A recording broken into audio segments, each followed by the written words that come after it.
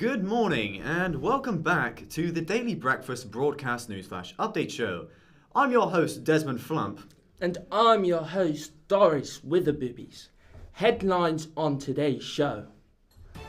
Mary Bear has been caught with 1,000 kilograms of baking powder disguised as cocaine.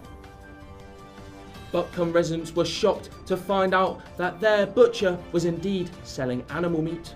In better news, the global beaver population has increased by a whopping 22%. My left ear is itchy and hide-and-seek world champion Ronnie Bitts has been missing for 15 days now. Oh, that's quite shocking news. I hope they find him soon. Poor bugger. Anyway.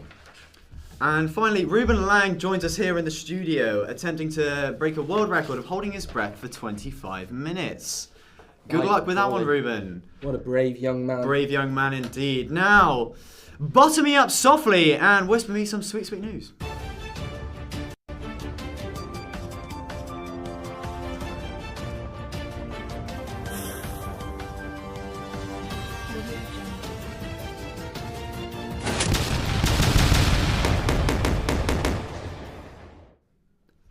Last night, on the day before today, the infamous Buckham butcher was apprehended by police.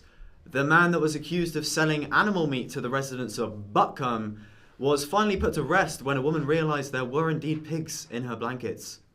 The deadly mass murderer is awaiting trial for the numerous crimes he's been operating this past month. Local residents were shocked to find out when the butcher was, in fact, selling animal meat. The Buckham Police Chief Robin Banks said it was the most appalling crime he's ever seen.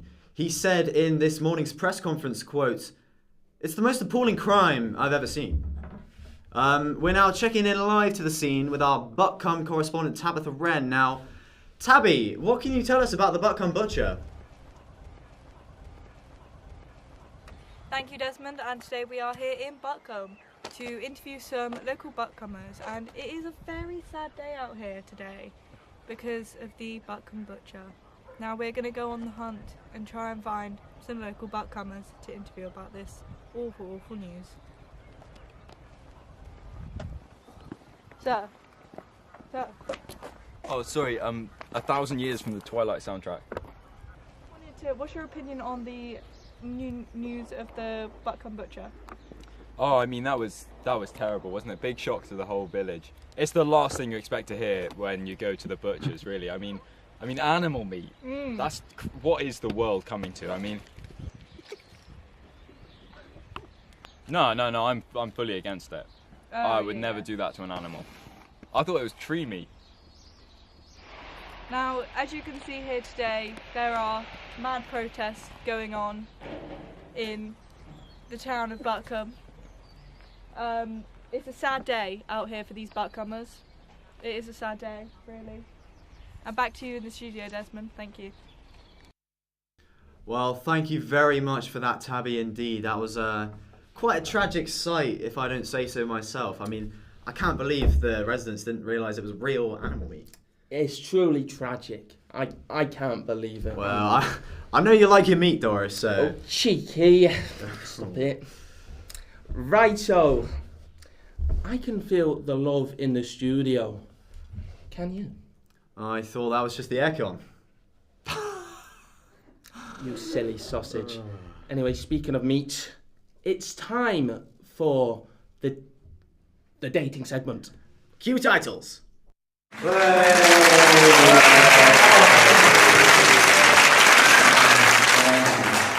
Thank you very much. Hello everybody and welcome back to another episode of Someone Marry Harry!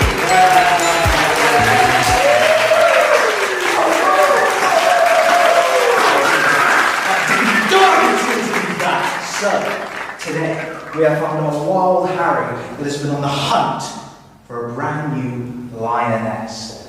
Now let's bring the handsome chap out, shall we? Ladies and gentlemen, it's Harry!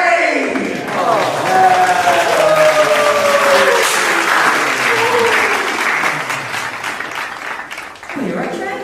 So Harry, how's the love life? You're right, Trent. Oh, it's not doing, I'll be honest, Jerry, it's not great. It's not great. It's not great.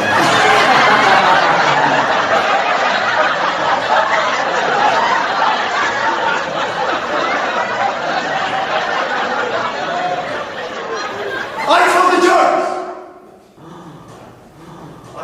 I know the jokes. Okay, Harry. What we have behind this curtain is 3 dazzling young ladies that we're going to ask a series of questions and you get to pick whose answers you like the most. Please. Flying in all the way from Dallas, Texas, we have contestant number 1 who describes herself as a half-drunk pint of milk left out for just a little bit too long. Moving on. She's tall, she's young, and she's ready to rock. It's contestant number 2! Contestant number 3 is also here. So, ladies, time for the first question. If you were to take my handsome boy out on a date, where would you take him? Contestant number 1? I'd take him to my favourite fishing sites across the coast in Somalia. Contestant number 2? A funeral on Wednesday. Oh, shalom. How about you, contestant number 3? I think I'll take him to the top of the Eiffel Tower in Paris. Hasta la vista, baby! So, Harry, which one of these tickles your pickle? Well, Jared, let me mural this one over. Mural. Funny word, that. Contestant number 1 sounds like she sleeps on the wrong side of the car, if you catch my drift. How about contestant number 2? Well, my son, a funeral sounds like a party. I'll put the fun back in your room. Contestant number 3 sounds like the most boring ass person I've ever met. Well, I have to go with contestant number 2, Jared. Contestant number 2 it is!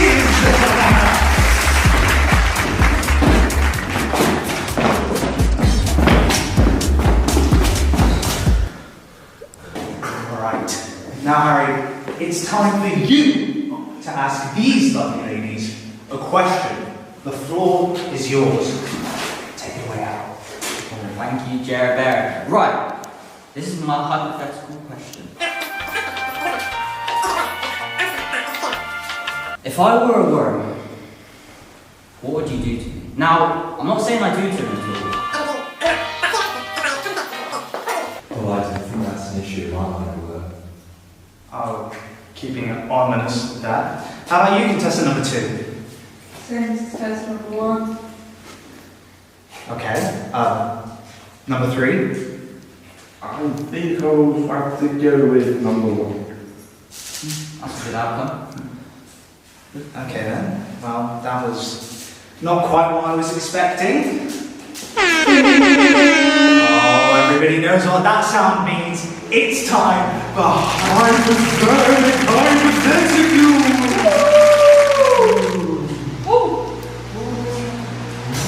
Ladies, Harry here was recently very sadly diagnosed with type 2 hypothermia. What are you going to do? So, how would you keep him warm at night? Contestant number 1. Probably just back in the hot water to the bottom. Contestant number 2. There's always fire. Oh, that sounds good, man. Like firefighter. Oh, how about you, contestant number 3? I'd run in a hot bubble bath in Paris. Alright, you, Harry. Now, you've got your answers, you've got your heart. Time for you to make a decision. It's cut to commercials, baby!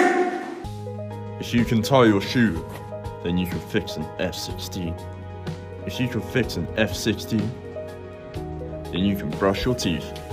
If you can do that, you may, just may, be able to make a block of cheese. Now opening for hire.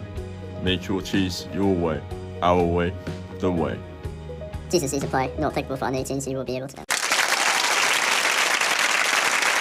Alright, Harry, now it's time to choose quick. Which woman will you pick? We have. She'll take you fishing and you'll be wishing for a quiet night in. It's contestant number 1. She'll to a funeral on Thursday but flying you back up on Wednesday. It's contestant number 2. Oh yeah. And finally, she'll take you to Paris and back just in time for a nice little bubble bath. It's contestant number 3. Harry, please tell me, who's it going to be? This is so stressful, Jabber. Contestant number 2. No. Number 3. Whoa.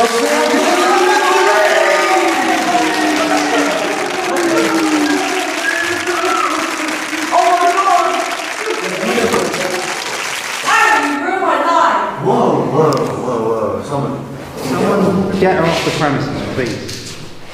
Harry, meet Fiona Bruce. She's 34, twice divorced, only twice, and a proud Bannister. She's perfect.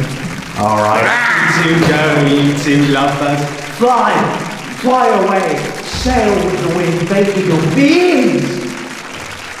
Isn't that wonderful? Alright, now, join us again this evening for another episode of Someone Marry Harry! Yeah!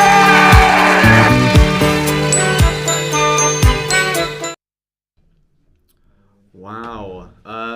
I do love a bit of dating myself.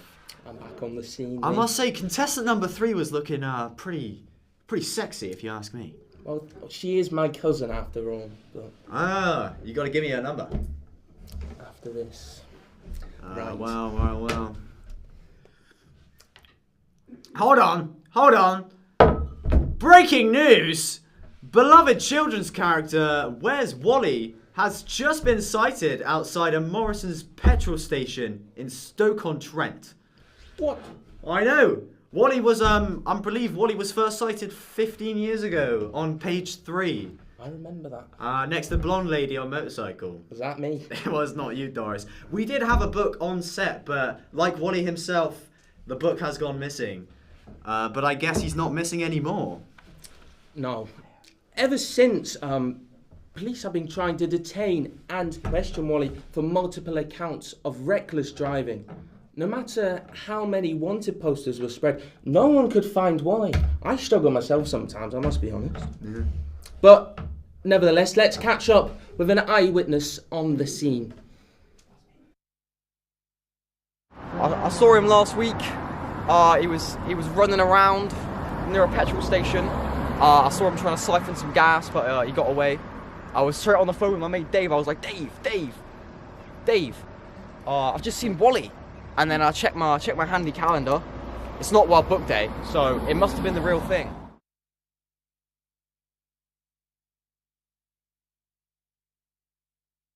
The hobo kept whittering away about Wally for many years after that, discussing the disappearance, well, now the appearance of him now. It's unknown when the court date will be announced for Wally, but let's just hope he's locked up for many centuries. Many centuries indeed, Doris. Now, moving onward, it's time for sports! Whoa, look at that. What? Look at that. BMX, bike, bicycle. They're What? on the ceiling. Get down from there. Get down. Oh, he blades. looks like a Look at smooth them criminal. blades. Whoa. Right in the scallop. Whoa, Right in the scallop. Was that the scrotum? I think that's the scrotum. Oh, I know that had them to very hurt. well. That had to hurt. 2 balls. Oh. Does that look like your scrotum? Balls of steel.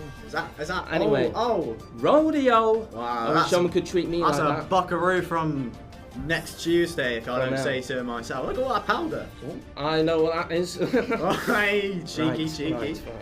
Oh. Ooh, that looked a bit painful. Are they going to land it? Wait. What was this? Sleeping lions. His leg just Josh is moved. awake. Oh. Thumb war. I reckon right side has this one. I agree. Right side's got this in the back. Oh. Left is being aggressive. Nice. Bingo! Oh. Whoa! Slam it down. Oh, that's Lovely game. Man, that is getting me pretty rolled up. Catch us again next week for another rendition of Sports Stuff. Sports Stuff. Now it's time for Ruben. Let's see how he's catching up with his sporty world record. Yeah. Oh, nice. How you holding up then? I mean, 25 minutes is a long time. You must be getting pretty uncomfortable. If you could maybe like sort of rate your current position out of 10, maybe give us like just on the fingers, like what's that? Like 5, 4, 10, 6. Oh. Thumbs up. I get that. Finger guns. Well, that's all right, so great, Ruben. So wait, what was? Okay, so it's a 5 then. 5. That's pretty impressive. I can't do that myself. Right. Yeah. Well, moving onward, it's time for the weather. Weather. I love rain. It's a bit wet outside. I see Doris not pointing any fingers. Any Cheeky. fingers. Right. Over to Paul Nimbus Stratus for the weather. Thank you, Desmond, and good morning, Yugoslavia! This is your forecast for the next couple of minutes. Huge gusts of wind are going to be heading over to London and the eastern side of Scotland, courtesy of the Gulf Stream. You can expect some light showers around the middle of the week on Thursday, gust day, and Friday. In better news, it's a great day for muddy puddles in Tenby, so get your wellies on. A westerly current has forced a Bristol crocodile back into the local waters. Gosh, Paul, that is nuts. What's the temperature looking like this week? Well, Desmond, it's getting hot in here.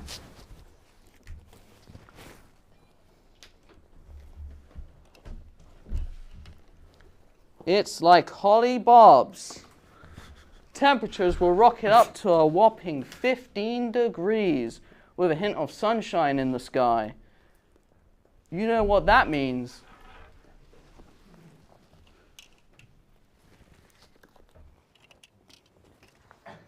It's time for a pool party. Whew. Whew. I think I sense an evil presence in the studio here today. Whew. Whew. Hurricane Savo! Oh. Oh. Oh. Oh. Oh. Hurricane Savo is finally here and has already wiped out several UK villagers. We're all going to need to snuggle and hunker to outlast this terrible, terrible storm. Well, I do love to snuggle up with a hunky young boy like you. What are your plans for the foreseeable future? Oh, stop it, Doris, you cheeky minx. In other news, there is currently a medium-sized patch of snow on the M5 and the M4. This is already causing massive delays, but I heard along the grapevine that they have hired a local village boy, Billy O. Shanks, who is going to shovel it up to whence it came. Thank you for that, Paul, and I do apologise, but if you're planning to go to work this morning, the M4 is shut down, so I do apologise for that. There's nothing I can do. I know you're personally responsible for that one, Doris, so an apology was due. Yes. Oh, did you hear that? I did! Did you hear that? It's time for the Weekly Cooking segment! Yes! Right! Now, let's prep the oven. Let's get the oven out. Alright, so what are we cooking today, Doris? Right, so, as you know, I'm a connoisseur when it comes to cakes. My favourite cake is Victoria Sponge after my late Auntie Vicky. So, do you mean Sticky Vicky? Sticky Vicky! Oh, that was a wild night, wasn't it? Let's not tell them about that. No, that's for another day. What's the first ingredient on today's cake? Right, so first we're going to need a bucket or a bowl. I prefer a bucket, but unfortunately just a bowl today. Just a bowl. Yeah. So first ingredient, let's go for the sponge, because a sponge cake isn't a sponge cake without a sponge, as we all know. Of course. So any kitchen sponge will do, as long as it's a tiny bit spongy. It has to be used as well. It has to be used. The sponge is down there. Next ingredient. I like my cakes nice and moist. So we'll just whack a bit of moisturiser in there. You know what? We'll whack the whole tub in there. By golly, that's a lot. That is a lot. What's next? I'm thinking a bit of this. Oh, cheeky. My secret touch. I got in touch with Mary Cheeky. Berry and gave me some of her baking powder, so that hopefully will do the job. Right. Moving onward, we just got a classic old banana. Oh dear. We'll just whack that in there. You know what? Let's whack more bananas in there. The more, the merrier. Whack that in there. Perfect. Another ingredient, Duracell battery, because every cake needs power. I need to be ionized when I'm eating this. All right, so if you could just final ingredient, an extra egg for extra prosperity. Or two. Now, if you could just prep the oven, we'll whack that in Bingo, there. bango, bongo. Bingo, bango, bongo. And while that cooks, it's time for the countdown conundrum. Stop.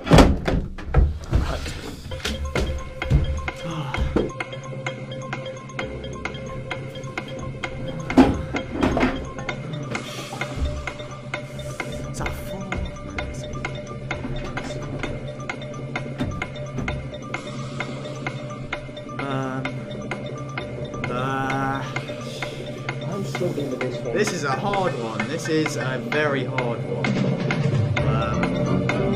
Oh no! I'm wrong. Okay, all right. Time So, is up. what was how many letters did you get, Doris? I just got the 4, unfortunately. Just the 4. And what was I got a measly 5. A measly 5. What was your 4? Cake. My 5 was ready. Cake ready. Hurrah! All right. Now if we just take that out there. All right. Cake is ready. Cake is ready. So, that's not a Victoria sponge. It's a bit burned. What's it's happened on fire. to it? It's on fire. The sponge went missing. The sponge went missing. I think that was the battery. That was the Duracell. That. Bit too much iron. Let's try that cake then. Right. Let's try it. Desmond. Oh. What do you reckon? It's a bit burnt, but I think it still does. That's a bit salty, that.